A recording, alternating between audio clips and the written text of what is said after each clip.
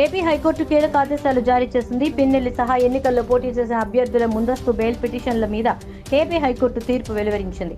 June 5 ఉదయం 10 గంటల వరకు వారిపై ఎటువంటి చర్యలు తీసుకోవద్దని హైకోర్టు ఆదేశించింది.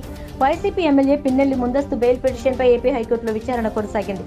ఎమ్మెల్యే పిన్నెల్లిపై 7 ఏళ్ల శిక్షలోపు సెక్షన్లు నమోదు అయ్యాయని, అలాంటి పరిస్థితుల్లో నిందితుడిని టచ్ చేయొద్దని సుప్రీంకోర్టు క్లియర్ గా చెప్పిందని పిన్నెల్లి రామకృష్ణారెడ్డి తరపు లాయర్ వాదించారు. ఇవాళ రాత్రి లేదా రేపు ఉదయం లోపు పిన్నెల్లిని అరెస్ట్ చేసేందుకు 8 పోలీస్ బృందాలు పనిచేయడం సరికాదన్నారు.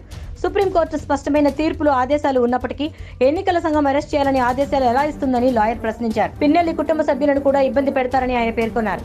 అభ్యర్థిగా ఉన్న వ్యక్తిని అరెస్ట్ చేస్తే కౌంటింగ్ ప్రక్రియ అలా పర్యవేక్షణ చేస్తారన్నారు. పోలింగ్ తర్వాత జరిగిన అల్లర్లలో నమోదైన కేసుల్లో నిందితులుగా ఉన్న వేర్వేరు రాజకీయ పార్టీల అభ్యర్థుల తరపు ముందస్తు బెయిల్ పిటిషన్ల మీద కూడా హైకోర్టు విచారణ చేపట్టింది. కోర్టులో ముందస్తు బెయిల్ పిటిషన్లు దాఖలు చేసిన